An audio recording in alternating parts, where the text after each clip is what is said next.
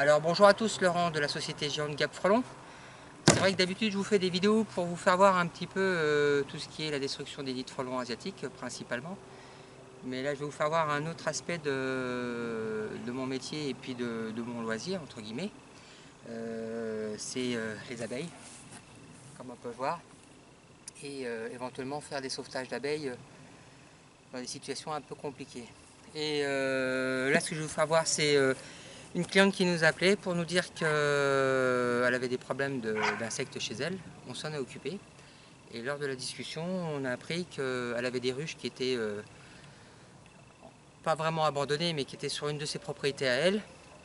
Oui, les abeilles qui sont derrière commencent à être intéressées par ce qu'on a ici. Et pour expliquer qu'elle avait des ruches qui n'étaient pas que personne n'a exploité depuis un petit moment. Et ce qu'on a fait, c'est qu'on était sur place. On a constaté que sur les 4 ruches, il y en a 2 qui allaient très bien. Une, c'était un peu compliqué pour elle. Et la 4e, de ce qui restait par rapport à la quantité, parce qu'on en avait une qui était marquée numéro 7, c'est-à-dire qu'il y avait beaucoup plus que 7 ruches à la base. Et par rapport à l'installation aussi. Et là, je vais vous faire voir ce que ça donne quand un rucher est abandonné. Là, c'est des ruches qui étaient, alors d'après ce que j'ai pu comprendre, au moins presque 2 ou 3 ans que personne ne s'était occupé des abeilles.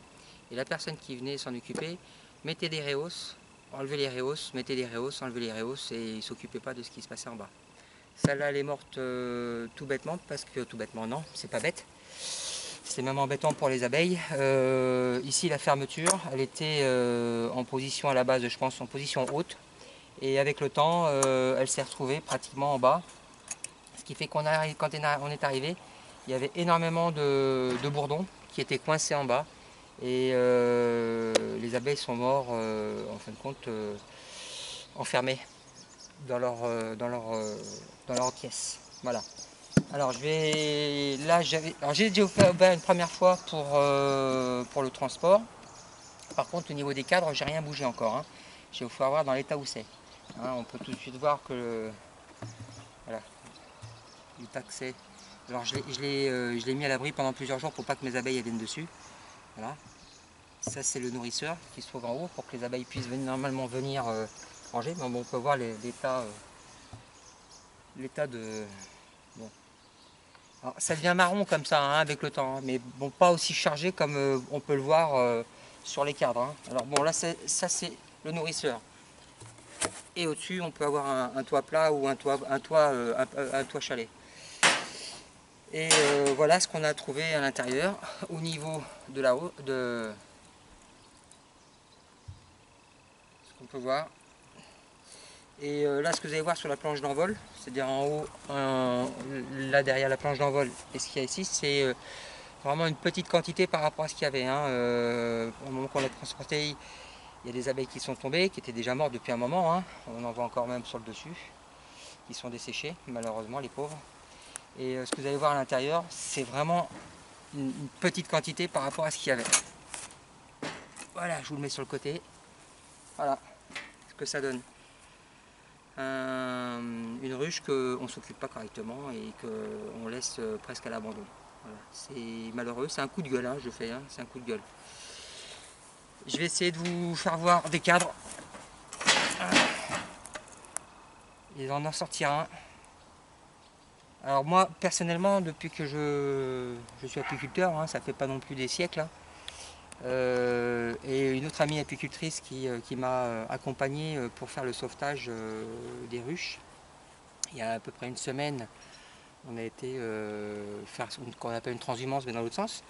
Après, on les a mis sur un terrain, je vous mettrai un petit complément d'une vidéo en deuxième partie, pour vous les faire voir aussi. Et on les a mis en quarantaine sur un terrain pour voir si tout se passait bien pour elles, pour les examiner. Et puis on leur a mis aussi un réhausse, ce qui permet pour elles de se retrouver un petit peu plus, une hausse, pas une réhausse, une hausse, sinon je vais me faire engueuler. Une hausse pour pouvoir, voilà, avec du bâti, qu'elle puisse travailler aussi. Et on va tout doucement lui remettre des cadres, mais surtout l'année prochaine. Cette année-là, on ne va pas y toucher. J'essaye de vous enlever un cadre pour que vous vous rendiez bien compte dans l'état que c'était. dans les taxés, quoi. Voilà. Allez, on va essayer. Et c'est à savoir comment je pourrais faire. Ça, c'est la chose qui est le plus compliqué pour vous donner la quantité de propolis qu'il y a. Je pense que je vais être obligé d'être stoppé la vidéo et de trouver le moyen de les enlever ou de casser la boîte directement. Ah, ça vient quand même. Ça vient. Il faudra imaginer ça qu'on fera. C'est une opération qu'on fera comme ça l'année prochaine sur les 3 ruches qu'on a récupérées. Hein. Je pense que vraiment les gens qui sont professionnels du métier, n'hésitez pas à me laisser un petit commentaire parce que ça m'intéresse de savoir vous ce que vous en pensez au niveau professionnel et puis bon, amateur aussi. Hein. Voilà.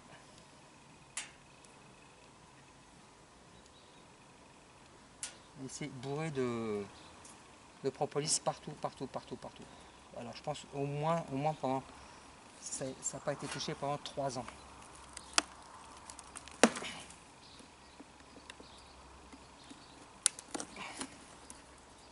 Voilà, alors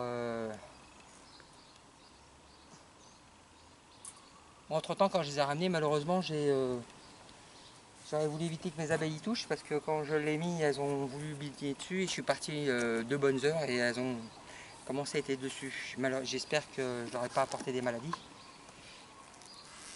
Mais on peut voir que voilà.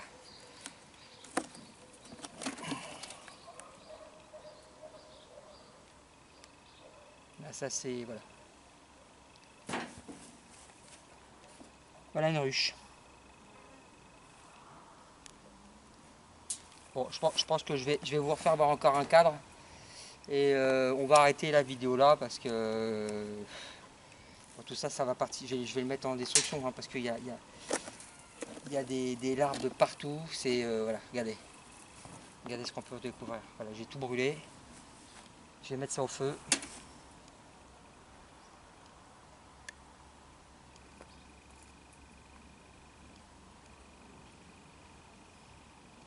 Oh là là, regardez dans le fond.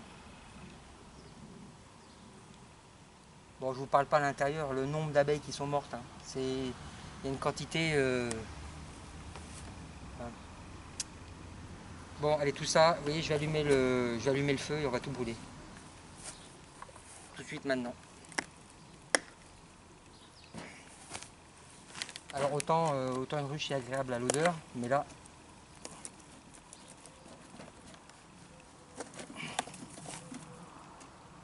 Voilà.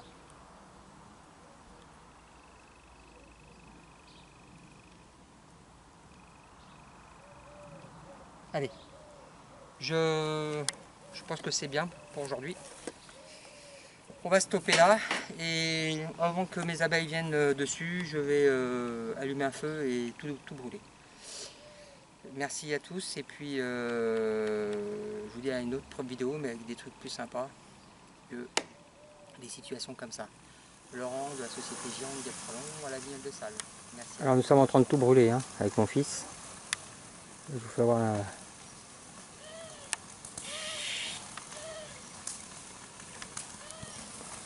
Voilà comment peut devenir une ruche.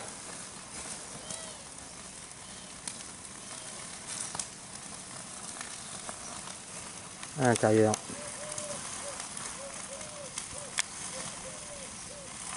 Bien sûr dans le fond.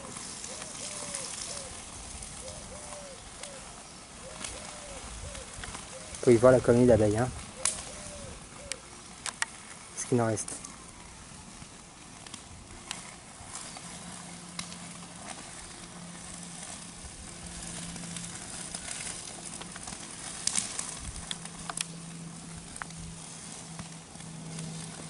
Tu filmes encore?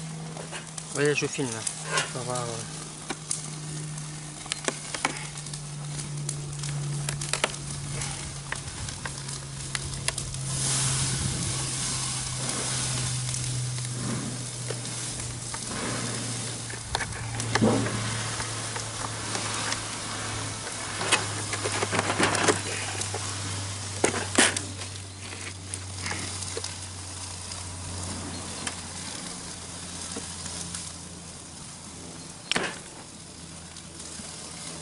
Pas prendre avec les doigts. Hein.